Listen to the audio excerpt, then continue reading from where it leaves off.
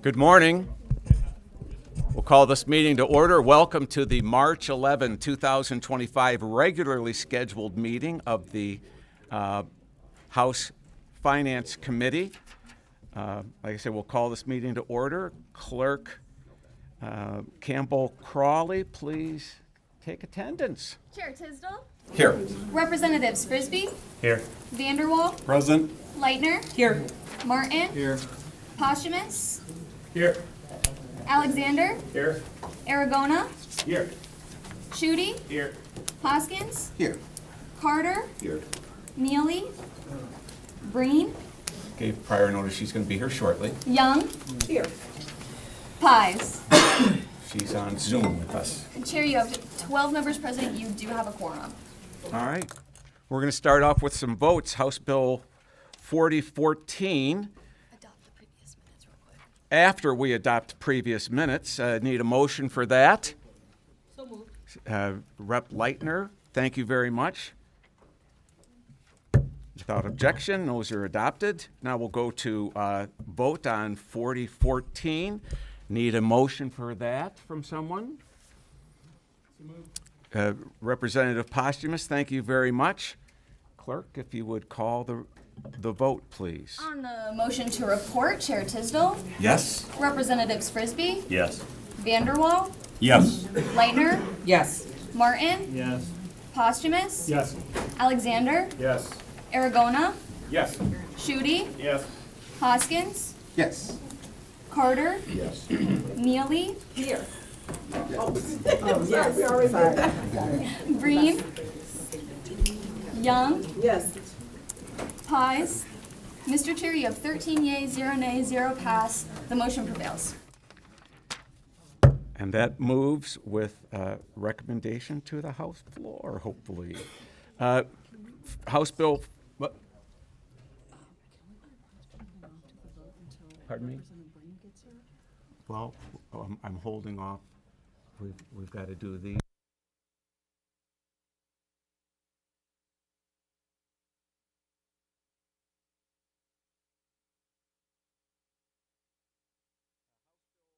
$40.98.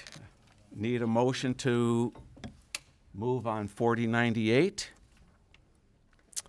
Is that Representative Alexander? Thank you very much to move that with recommendation. Clerk, would please take the vote? On the motion to report, Chair Tisdall. Yes. Representatives Frisbie. Yes. Vanderwall. Yes. Leitner. Yes. Martin. Yes. Posthumous. Yes. Alexander. Yes. Aragona. Yes. Schuette. Yes. Hoskins. Yes. Carter. Yes. Neely. Yes. Breen. Young. Yes. Pies. Mr. Chair, you have 13 yeas, 0 nays, 0 pass. The motion prevails. And that moves with recommendation. House Bill 4099. Need a motion for that. Representative Vanderwall. Clerk, please take the roll on that. On the motion to report, Chair Tisdall. Yes. Representatives Frisbie. Yes. Vanderwall. Yes. Leitner. Yes. Martin. Yes. Posthumous. Yes. Alexander. Yes. Aragona. Yes. Schuette. Yes. Hoskins. Yes. Carter. Yes. Neely. Yes. Breen. Young. Yes. Pies. Mr. Chair, you have 13 yeas, 0 nays, 0 pass. The motion prevails. That is reported with recommendation. Testimony, House Bills 4119 and 4120. Representatives Frisbie and Andrews. And we have a couple of people wishing to speak that I would ask to come forward at this time as well. Carl Barnes and Kelly Rittenhouse.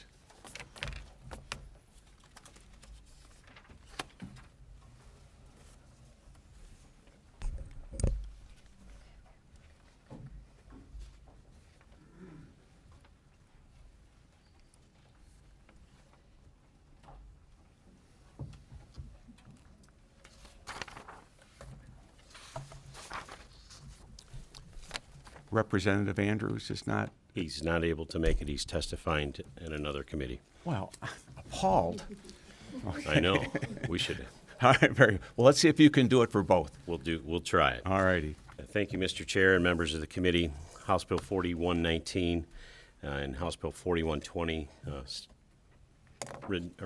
introduced by Representative Andrews amends the General Sales Tax Act and Use Tax Act, respectively, by exempting the purchase of certain aircraft and aviation equipment from sales and use tax. This is a tax that is only used in Michigan and not anywhere else in the Midwest. And I've got a map to show you what happens when you own an airplane and you decide that you want to have some major work done.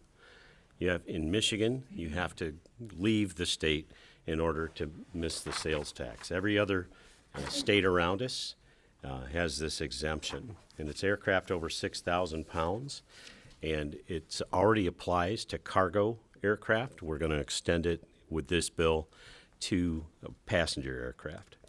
This is an important step in Michigan that allows competitiveness with these other states. These are high dollar operations where they bring in these planes and do refurbish. It's several millions of dollars, and it'll stimulate our economy in the aviation industry and help secure more work and therefore secure more jobs. And with that, I'll turn it over to some of our folks that can help here. Hi. Hi, I'm Kelly Rittenhouse. Thank you, Mr. Chairman and committee members. I am here representing the Michigan Business Aviation Association. We have over 100 unique members and in our association. The pillars of our association are surrounding jobs, scholarship development, workforce development, and member services.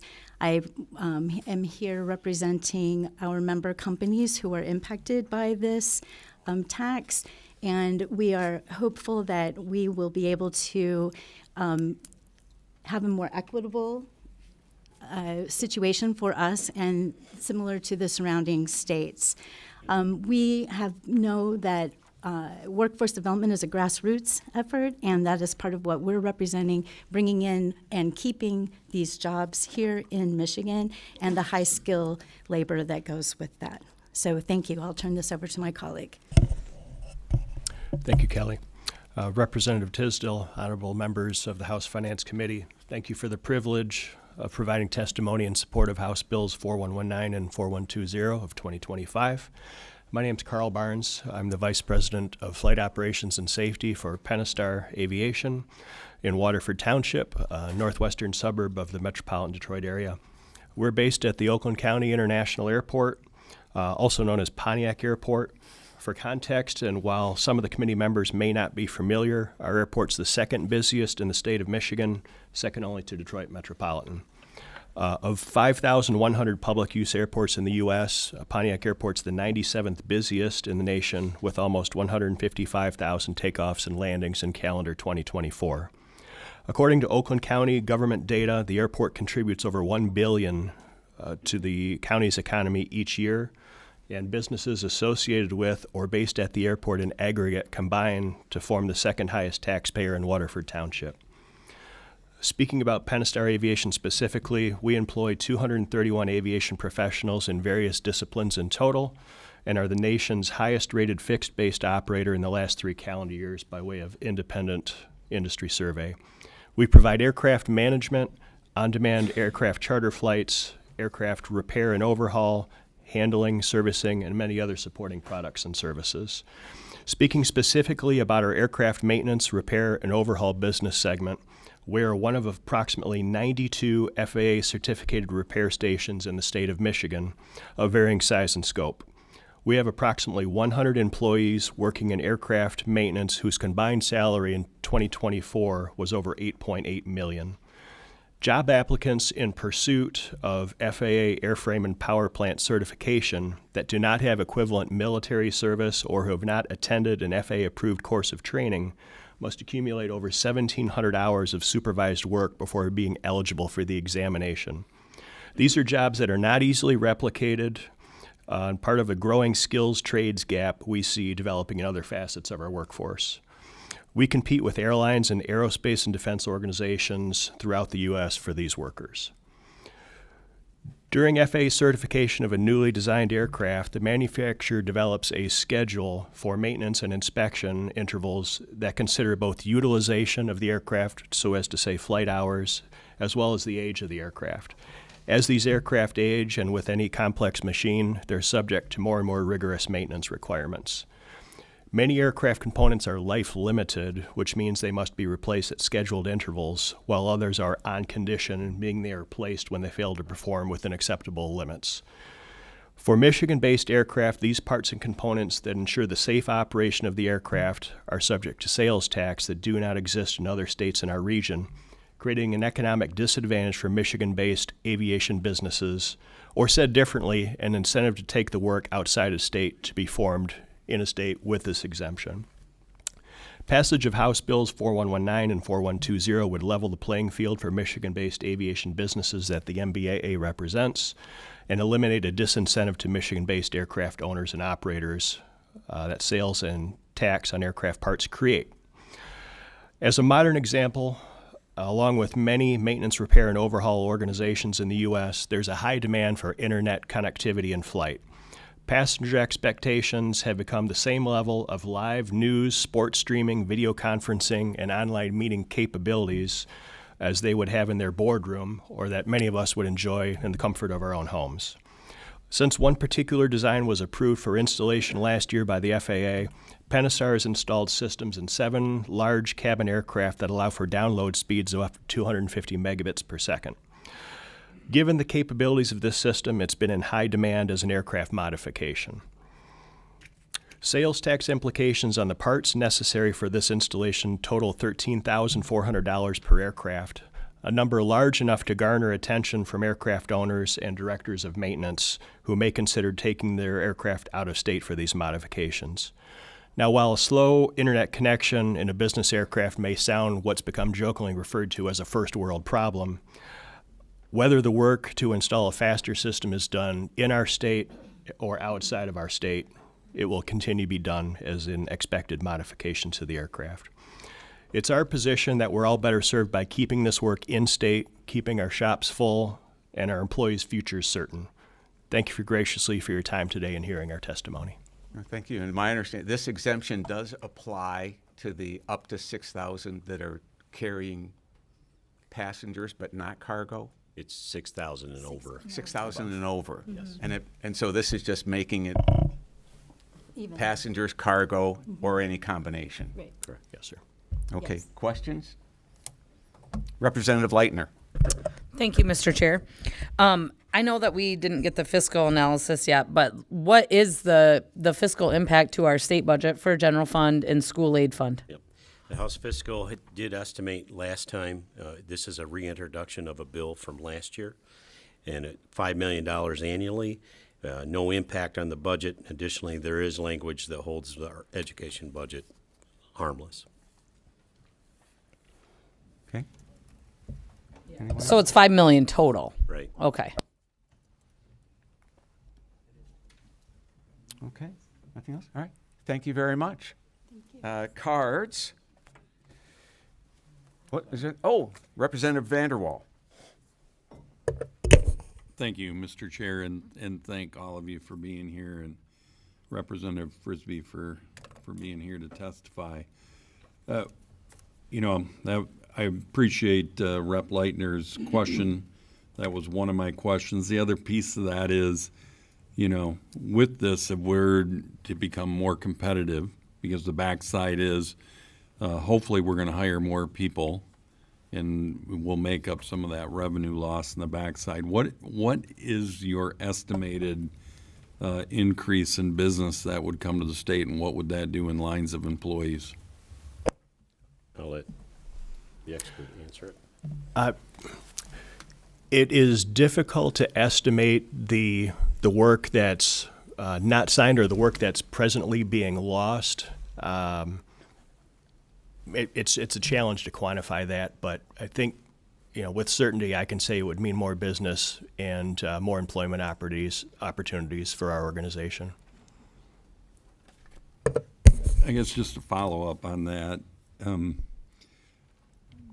as we all do business, we know what our competitors are doing, and we want to, I gotta believe you know how many planes are leaving the state of Michigan to go get serviced in another state. So, I mean, is there a rough estimate of what you're gonna see in increased business here in the state of Michigan to make up this revenue that would be lost, or we truly don't know how many planes are being serviced in the 7 surrounding states? Again, a challenging statistic to come up with. I can state that approximately 10% of our current customer base over the last calendar year has gone out of state for work to be performed, whether it's aircraft maintenance or modifications to their aircraft. What I couldn't speak to is aircraft that are not managed by our organization, that are with other entities and their maintenance practices. I think the other way to look at it, Rep. Vanderwall, is, and you've kind of alluded to it, this is revenue we don't have now. So anything we gain is money ahead, and in the end, it's money in income tax and work for our workers. So I think not moving ahead, it's more revenue in this state, better for business, long-standing support, and their opportunity to thrive. Okay, Representative Leitner? Thank you, Mr. Chair. Okay, excuse my ignorance, but so if this applies to now passenger flights, planes, is it reasonable to say that maybe some of the sales tax we get charged on our flights are going to go down since they wouldn't be paying it, or would it affect it at all? I mean, because really you're only then providing a service. You're not paying you're not paying the tax on part. So why are you charging me tax? These are primarily aimed at privately owned planes. Okay. No. But it's anything at least 6,000 pounds. So that that will include all commercial planes. Very well could. Under your written language, it does. Yep. And I would expect they would take advantage of that. And I would hope that it would be reflective in their ticket prices. I can't guarantee that. You know it won't. No. Okay. Anything else? Let me read in some cards here. In support of the bill, wishing not to speak, Kevin Klein, Cherry Capital Airport, Traverse City. In support of the bill, not wishing to speak, Dan Sal, Michigan Association of Airport Executives. In support of the bill, not wishing to speak, Tony Vernazzi, Aerospace Industry Association of Michigan. In support of the bill, not wishing to speak, Andy Richards, Duncan Aviation. Thank you very much for testifying. Okay. Thank you. House Bills 4079 and 4080, Representatives Schuette and Hoadley. Do we have some people that wanted To No. speak, no, we just have one just card. the one card? Yeah. Okay.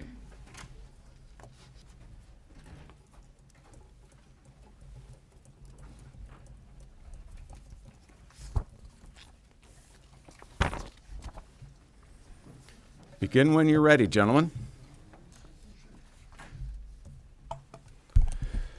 Good morning, and thank you, Mr. Chair and members of the committee. Real quick, House Bills 4079 and 4080 simply reinstitutes Michigan's Special Assessment Deferment Program, which ended in 2020.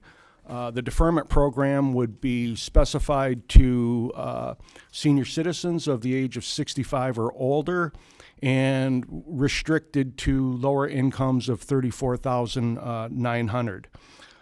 The deferment would include seniors who have homesteaded their property, they're totally or permanently disabled residents, and unlike the previous program, our bills specify that the individual would not be terminated from the program if they were to remarry following the death of their spouse.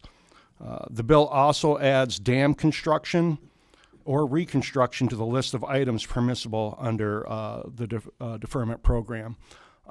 Do we need a bit of a synopsis of what a special assessment is? Couldn't hurt. Okay.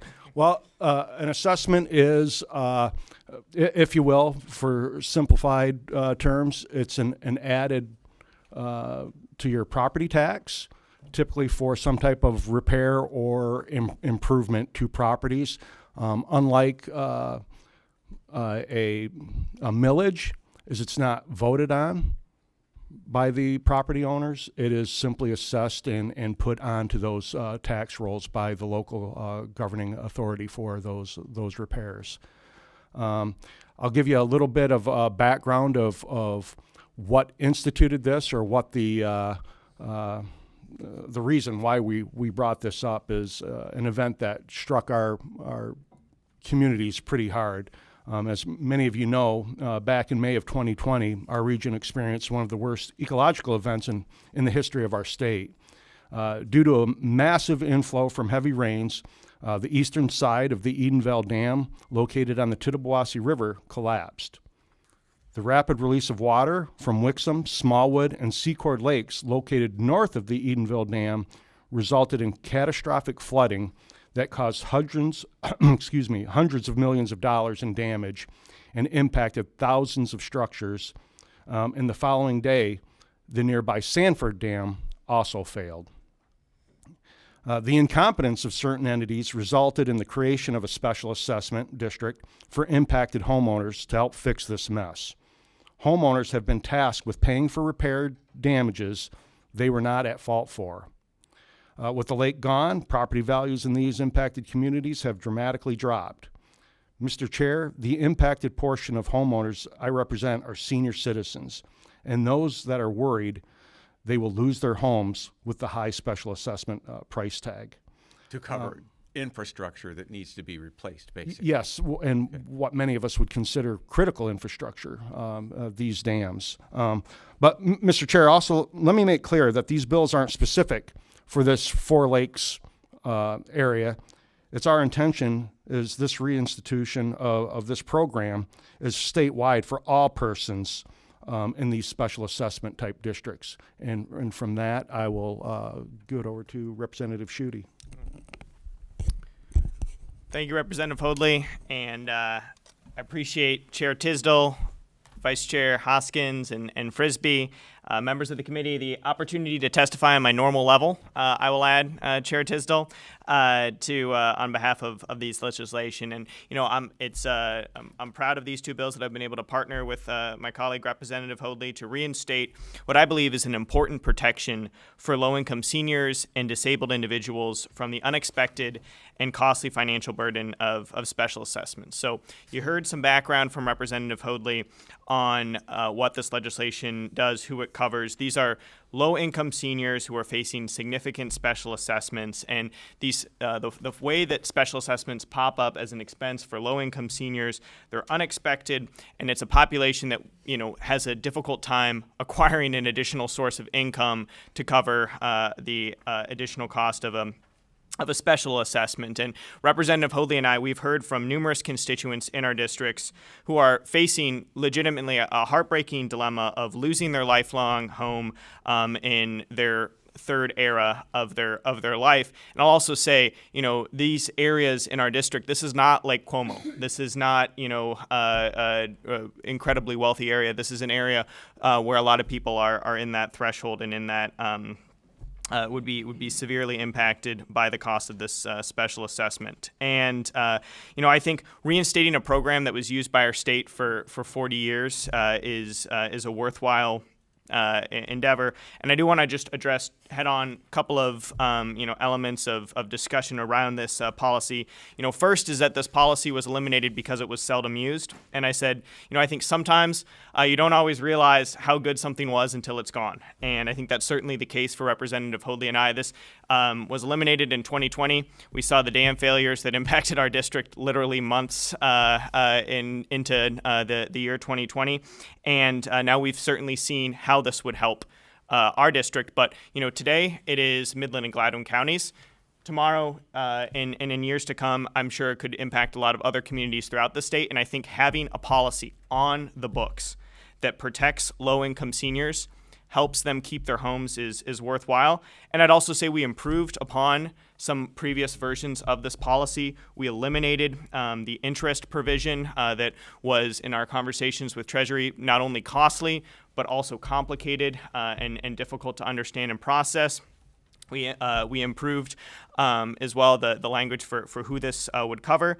And, as far as the cost of this goes, we have fiscal impact analysis from House Fiscal that says it'd be minimal in the long term. And I think in the short term, in an $80 billion budget, whether or not that's remains an $80 billion budget, I think having a program that helps a select number of low-income seniors keep their home, that's a worthwhile investment of state resources. And appreciate the time of the committee and welcome any questions.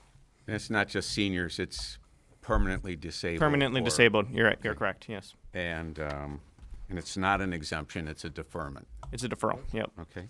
Questions? Representative Alexander. Having been a drain commissioner in a previous life, I recognize and understand that as I have passed along tens of thousands of special assessments along the way. And I would admit that this is a completely underutilized situation, and most people don't know that they qualify or even can apply. But I have made deferments for many seniors along the way. How do we get the word out to them that they know that they're qualified for this? Yeah, that's a really good question, and I think that will be incumbent on, and I would hope that this legislation coming up, the reintroduction of it and its utilization in our region would be a way to highlight it as a successful test case. Hopefully this raises visibility. And then I think it's on our local drain commissioners, our local county commissions as well, who want to protect the lives and livelihoods and homes of those in their district. So hopefully this can be the start of a program that is worthwhile being utilized to a greater extent. So thank you. Representative or Vice Chair Frisbie.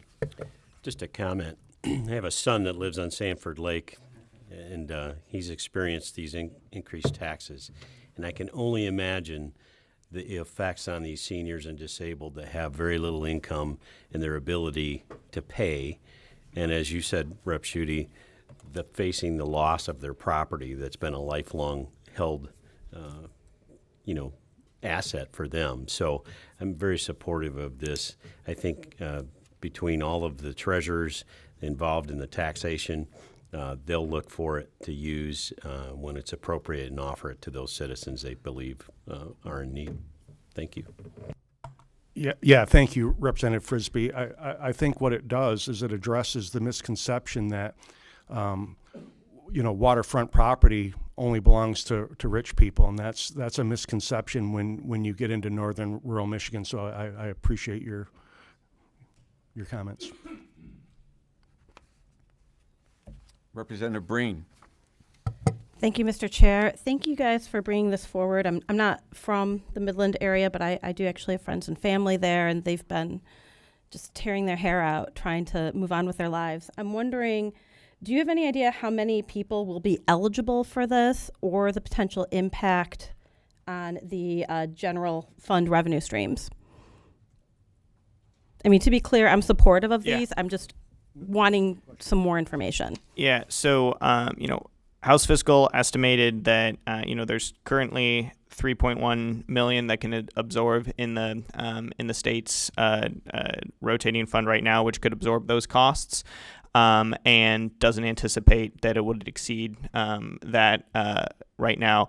I don't have an exact number. I know that the number was high enough that not only did we have a lot of grassroots advocacy from within our community asking us to reinstate this, but also the commissioners from both Midland and Gladwin counties reached out to, and local township officials reached out to us because they believe that there's a significant enough threshold of people who would fall in and be covered by this.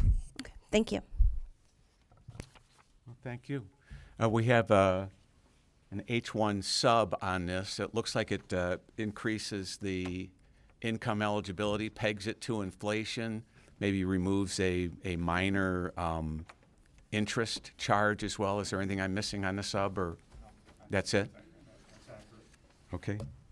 We want to take a vote on the sub to adopt it? Oh, we need a motion for that? Representative Leitner? Pardon me? Oh, another question? Okie dokie. May I, Mr. Chair? You certainly may. Thank you. Okay, so I'm glad Representative Frisbie talked about some locals. I know you just talked about some locals, and I'm just curious. I was here when we eliminated this in 2020, and that was at the height of COVID, when people were not working, and we still eliminated it because very, very few people utilize this program. But what I'm wondering is, I thought there was a statute, and maybe somebody can get back with me on this. But isn't there a statute that allows for the locals to establish their own special assessment deferral program and they're in the poverty deferral issue already? I'm not 100% certain, but I don't believe even on that level that it had the other qualifications that we added with the totally disabled members and the Well, they can establish them locally, I think. But I'm just curious if anyone knows what statute that is, because I'm pretty sure they could, which is why we kind of got rid of it at the state level. And they can do their own administrative policies to include those dams in your area, because obviously it is area specific in your situation. And then I'm guessing the special assessment gets reevaluated after the state put in money, because the state put in a ton of money toward the dams, in the budget. This assessment includes all of that, Right. and you're still looking at a $450 million project and grateful for the state's investment, Sure. but it's still a significant infrastructure cost. And my final question, Mr. Chair, is in this time during since 2020 to current, obviously they've had the assessment put in place.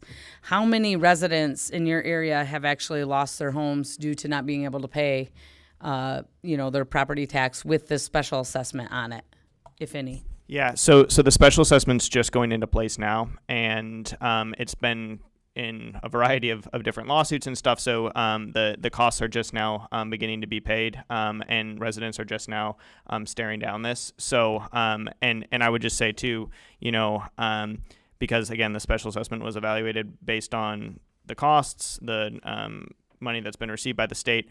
I'd also say I really respect your point regarding the program being eliminated. I think its absence has shown that there is some need, and I think that the people it helps are those whom this body I would hope hold close. So I'm sorry, what's the average assessment on a home right there for this? Because you said it's just now being assessed. Yeah. What's the average amount that they're thousands. having to pay? yeah. Well, I believe the overall assessment is, depending on how much frontage they have, ranging from $20,000 to $40,000 per property owner, assessed over a 40-year period.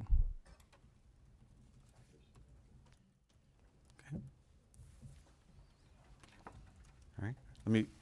Anything else? Since I've already attributed the H1 motion to you, Representative Leitner, can I continue on that path? No? Need a motion? Representative Alexander, let me read in one card here. In support, wishing not to speak, Deanna Bosworth, Michigan Association of Counties.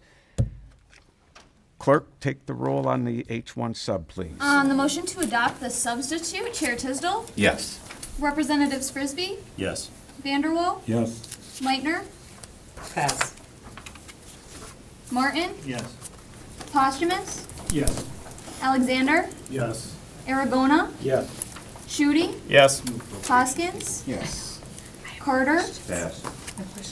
Neely, Yes. Breen, Aye. Young, Yes. Pies. Mr. Chair, you have 12 yea, 0 nay, 2 pass. The substitute is adopted. And there's also a substitute on 4080, and that looks like it uses the Social Security definition for disabled, adds the spouse as a homestead Anything else that needs to be discussed? Okay. Need a motion on substitute Vice Chair Frisbie. Clerk? On the motion to adopt the substitute, Chair Tisdale, Yes. Representatives Frisbie, Yes. Vanderwall, Yes. Leitner, Yes. Martin, Yes. Posthumous, Yes. Alexander, Yes. Aragona, Yes. Schuette, Yes. Hoskins, Yes. Carter, Yes. Neely, Yes. Breen, Aye. Young, Yes. Pies. Mr. Chair, you have 13 yeas, 0 nay, 1 pass. The substitute is adopted. Very good. So both of those substitutes are adopted as we move forward. Thank you very much, gentlemen. We have testimony and a vote, House Bill 4170. Representative Schmaltz and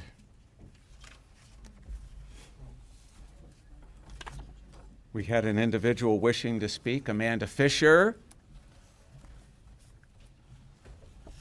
And Michael Lefebvre. He's on Zoom. He's on Zoom.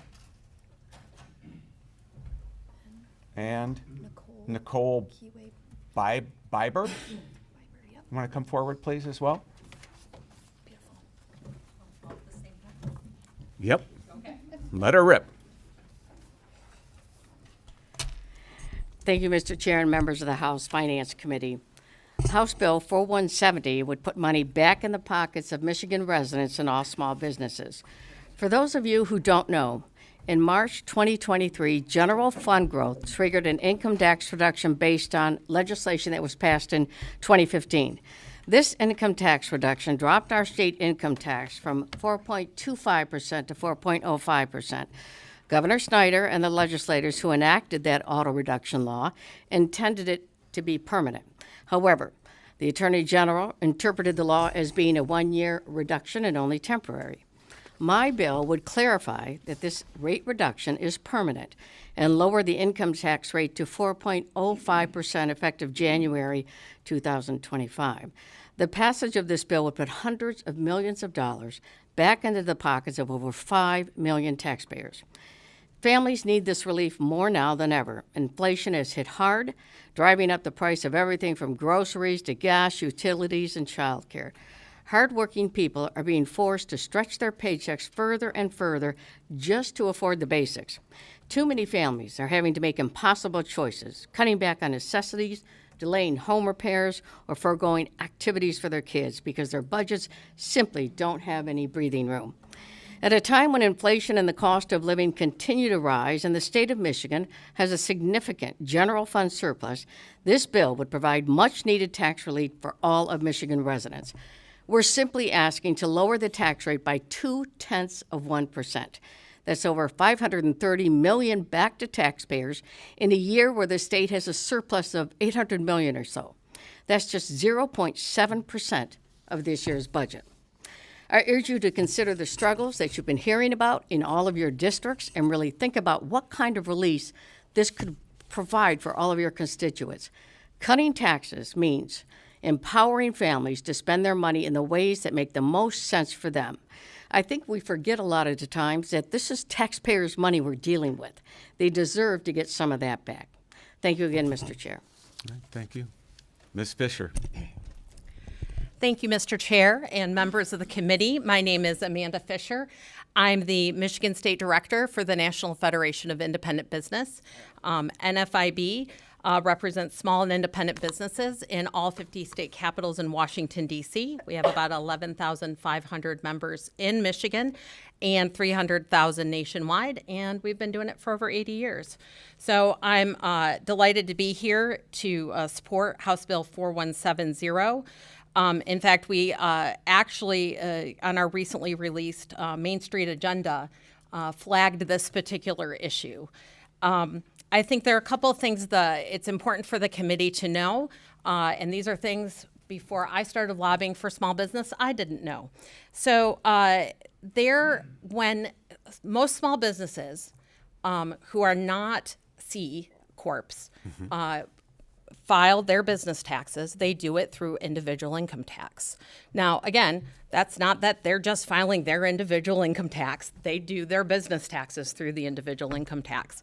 And about 70% of NFIB members do file through this way. So LLCs, sole props, sub-S, and they are often the smallest of small businesses, and those are referred to as pass-through entities.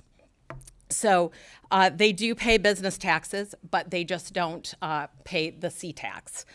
And because it goes into the individual income tax, when we look at individual income tax numbers, when you receive reports from House Fiscal or from Treasury, they often do not break, well, I don't think they ever break out in the individual income tax what those business taxes are. So we've paid a couple of years, I think back in 2007 and then again in 2019, NFIB hired Anderson Economic Group to kind of break out those numbers. So we have numbers that for our 2016, 843 million of that income tax revenue was attributable to pass-through entities paying business taxes.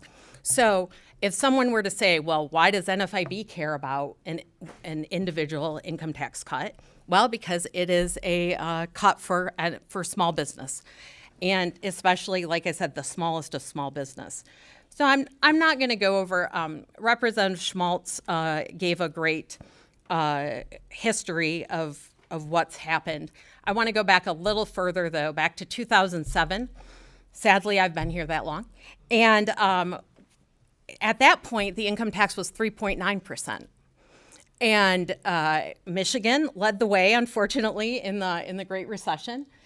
We were hit first, and there was a budget deficit, a budget crisis. So it was agreed that we would go up to 4.35% as a part of the budget deal, and then start to ratchet back down. As the 2010s came on board, Governor Snyder was very set on making sure that that Michigan's fiscal house was in order. So through a variety of things, we ended up at 4.25%, but this trigger was put in during actually a road funding package in 2015. So it's really important to understand, where we were, why it's this way. So when this trigger came into play, it was great because that actually meant the state was doing well. And, we could provide some relief to individuals and to small businesses. And I think everybody, especially legislators who were here at the time, were quite shocked to find out that this was people thought that this was only a one-time occurrence. And if you go back and look at House Fiscal, they even wrote that it was ongoing. So at that time, NFIB joined with the Mackinac Center, ABC, some legislators, and some citizens to sue to make the tax cut permanent. Unfortunately, we were not successful, but this is very important, and I handed out op-ed we did from the National Review. So I think I want to address just very quickly, there are two issues that I think people are going to say this is why we can't do it. Number one, that it creates a hole in the budget. We have consistently had increased revenues. We have increased the budget over 30% from fiscal year 18-19 to fiscal year 23-24. So obviously we have had enough money. The past 2 years, we've seen over $4 billion in corporate incentives authorized. And although it would be probably about $140 per filer, that is still putting money back into the pockets of our citizens and our small businesses. And hey, they might be able to even buy a couple dozen eggs with that. And that's no small thing. So it really is. This is a really important issue. And I think we owe it to taxpayers and small businesses to, instead of taking that extra surplus, to give that back. Okay, thank you very much. Ms. Biber. Thank you. I'm here as an individual today. I'm a tribal citizen of Little Traverse Bay Bands of Ottawa, and I will say I oppose 4170. And while I appreciate your discussion of the relief that this will provide, I also want to say with that 0.7%, the return on investment, I think, is really important to consider. And what does that 700 million that would be lost provide for? And thinking about families, certainly. For me, $140 for my needs, it would be, like I say, appreciated. And I'm, one of those people, I've grown up most of my life in a paycheck to paycheck situation. But with the notion of it ongoing, it makes me think of sort of unforeseen needs, but as well, maybe even unforeseen opportunities of a better use of that $700 million, were this to stay as part of the revenue stream. And when I think about the cuts, I worry about what would be defunded. And, for me, if we think again about that $140 figure, I think about what I want to see my money go towards. I often think of it in terms with taxes as our money, as a community, and the possibility of caring for the common good. I often think about our water infrastructure needs. It's been pretty significant, long kind of abandoned to take care of that really critical part of our shared common good.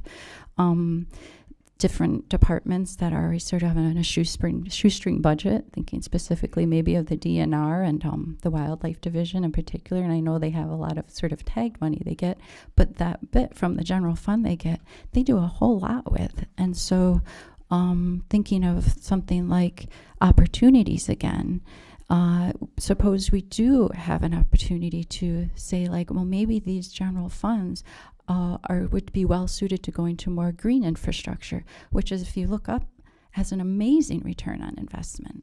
So I think, in terms of relief, when I think about my individual income tax, that the possibility that already does in part, but could go a lot better maybe in terms of like how these funds are spent, thinking about that rather than losing them might be a really wise course to take.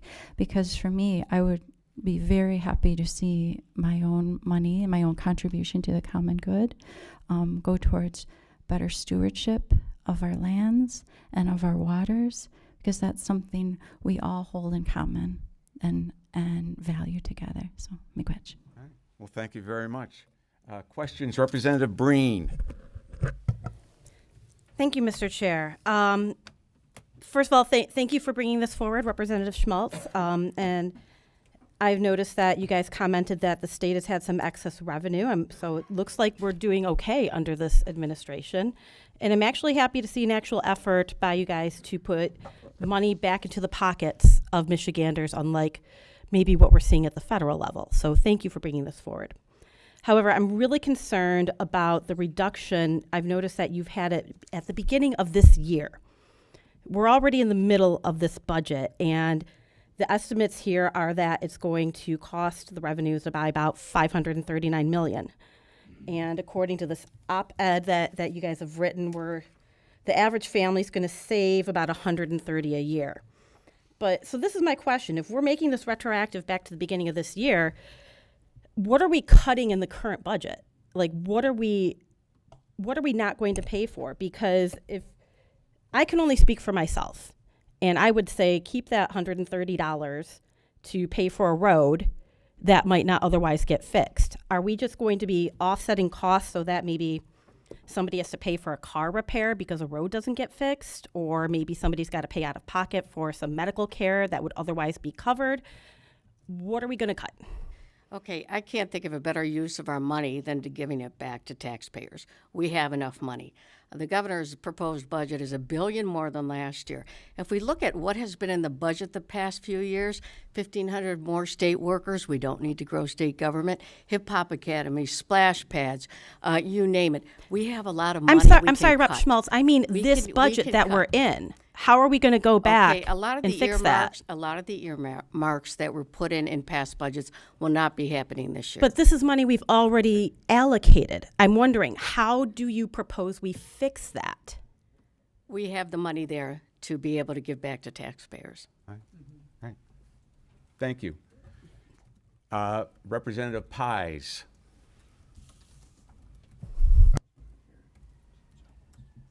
Thank you. And I apologize for not being able to be there in person today.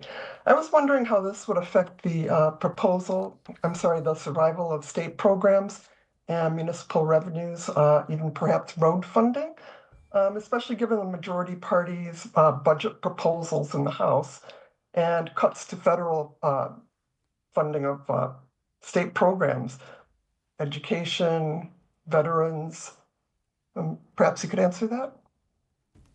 Well, I'm not going to comment on federal funding because that's still going on.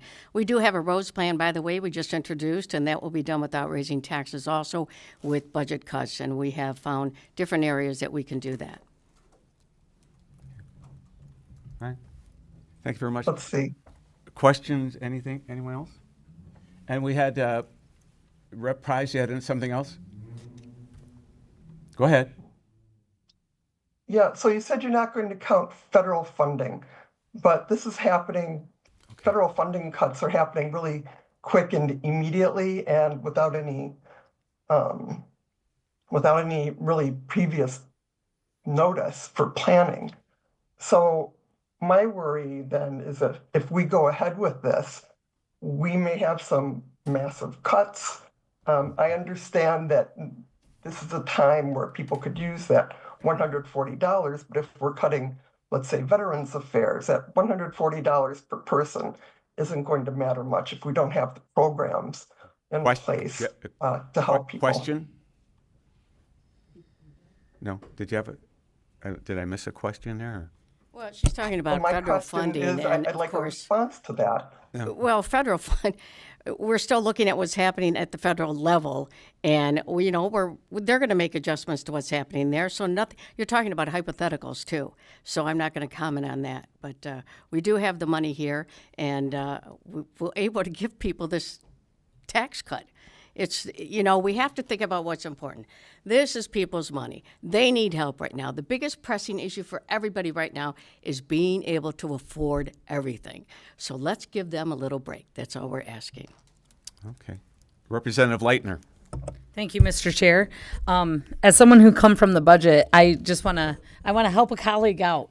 I promise I might get to a question. But, when we're looking at the current budget, the representative at the other end of the rostrum asked about, can we sustain it in this tax budget year? Well, we can. In January, we had the Consensus Revenue Estimating Conference.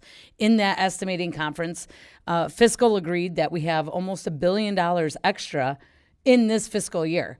And rather than squander it, we want to give back to the people, money that we think they deserve to spend on their own and keep more of their own paycheck. So my question, Mr. Chair, is doesn't it make more sense to let people spend the money that they want the way they want?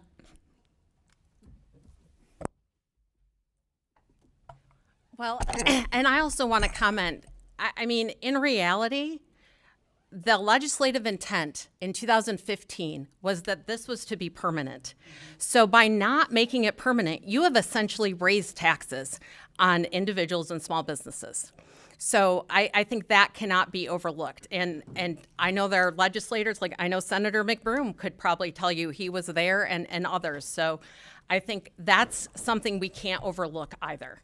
And it also shows the importance of language in bills. Okay. All right. Thank you. Vice Chair Frisbie. In the past year, I've spoken with, I've lost track of how many people.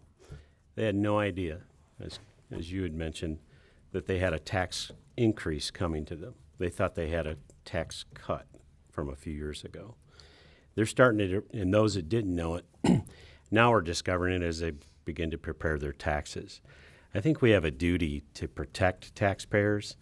Our goal should be to fund Treasury with prosperity, not with pain. And I'm going to be very supportive of cutting the taxes. Thank you.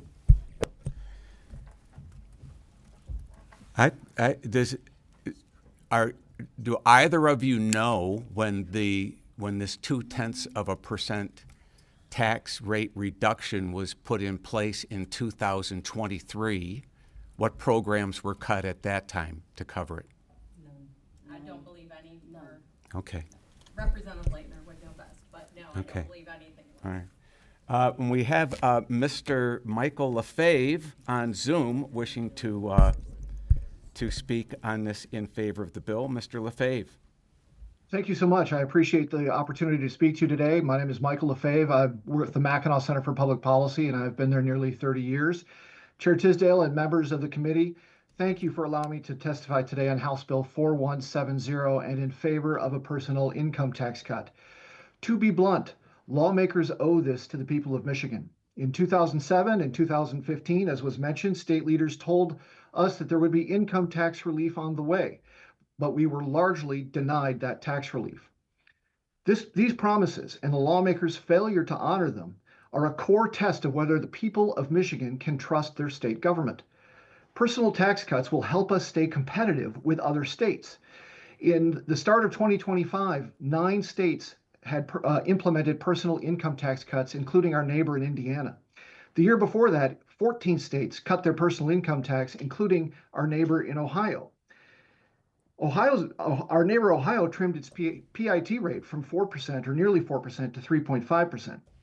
Taxes matter to economic and population growth, and Michigan is losing out on both, while other states found very impressive, swept more than 600 academic studies into their orbit. And they looked for links between state public policy and local public policy and economic growth. 83 of those studies involved just the personal income tax cut, and 67% of those found a negative link between the tax and economic growth. Economic growth begets opportunity, which begets population growth and ultimately more representation in Congress. A 2010 study done for the Mackinac Center by Ball State University economist Michael Hicks found that for every 10% tax differential, personal tax differential in per capita terms between Michigan and other states, there is a corresponding outflow of 4,700 of our fellow citizens every year. So even if we do nothing, if we don't cut taxes, if we just stay where we are, we will lose additional population due to the fact that other states are cutting their personal income taxes and making themselves more attractive. A 2006 study titled "The Determinants of Net Interstate Migration" found as individual tax burdens rise, inbound migration from other states falls. People vote with their feet, and they've not been voting for Michigan. Internal Revenue Service data shows that they often vote for states like Texas and Florida, which will likely gain 4 congressional seats apiece after the next census. When U-Haul, the corporation U-Haul, moved American families last year, 3 of the top 5 destination states had no income tax. That's probably not a coincidence. People are moving to opportunity states, and those are the ones with lower overall tax burdens, in addition to other factors. So Michigan should cut its personal income tax rate, start by dispensing with the 2015 mechanism for delivering that tax relief. A more elegant alternative might be to set a series of automatic reductions phased in over time, but the quicker the better. Well, we're talking And one about more the thing. 2015 cut right now, so. Right, I understand that. It's just an observation. One more observation I'd like to share. People brought up the $140 per person.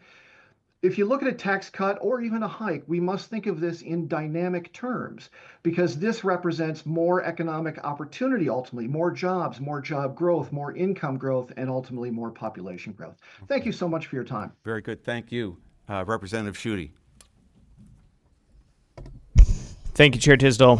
Just a question for Representative Schmaltz. I mean, you've in your second term here, we've seen a budget cycle with the budget at with the state income tax at a 4.05%. Seemed like there was no shortage of revenue in that budget. Would you say that's correct? Yes. Okay. And then I know as far as the legislature goes, you set the standard on reaching out to your constituents, engaging with them and talking with them. Have you heard personally from them about how that extra money in their pockets would be helpful? Yes, you just talk about, well, it's 100 or something. That's a lot of money to people. We forget about that. That means a lot to people, even though it sounds like a small amount. So yes, I hear from my constituents all the time, affordability is such a problem for everyone. Anything we can do is a step in the right direction, anything. Okay. Thank you. Representative Aragona. Okay. Thank you very much. Let me read in some cards here. Stay right where you are because we're going to be voting on this. You might as well be right up front. Not wishing to speak in support, Don Crandall, Home Builders Association of Michigan. Not wishing to speak in support, Jacob Manning, Small Business Association of Michigan. Not wishing to speak in support, Tim Golding, Americans for Prosperity, Michigan. Not wishing to speak in support, Eric Chappell, Associated Builders and Contractors of Michigan. Not wishing to speak, support, Sonny Koch, Americans for Prosperity, Michigan. Not wishing to speak, opposing the bill, Rachel Richards, Michigan League of Public Policy. Not wishing to speak, opposing the bill, Sean Sorensen Abbott, Michigan Department of Treasury. Not wishing to speak, opposing the bill, Lindsay Matson, 482 Forward. Not wishing to speak, opposing the bill, Imani Foster of 482 Forward. Not wishing to speak, opposing the bill, Perry Stone Palmquist, Student Advocacy Center. Not wishing to speak, opposing the bill, Mary Pollock, Michigan State Employee Retirees Association. Not wishing to speak, opposing the bill, Calvin Carter, Up North Advocacy. Not wishing to speak, opposing the bill, Sean McBrearty, Clean Water Action.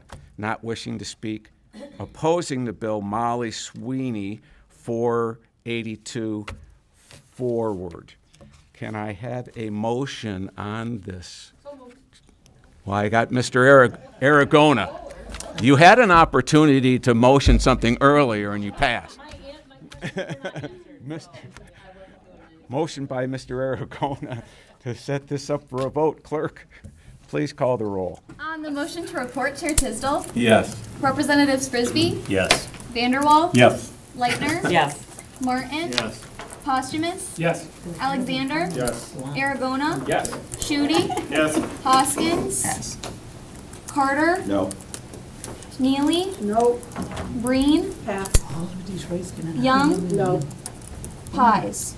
Mr. Chair, you have 9 yea, 3 nay, 2 pass. The motion prevails. Okay. And this will proceed with recommendations. There are no additional business in front of this committee. We don't. Do we have any absent? We need to excuse Representative Pies. That's it. She's here, but It doesn't count as okay. Well, she's excused regardless. And meeting adjourned.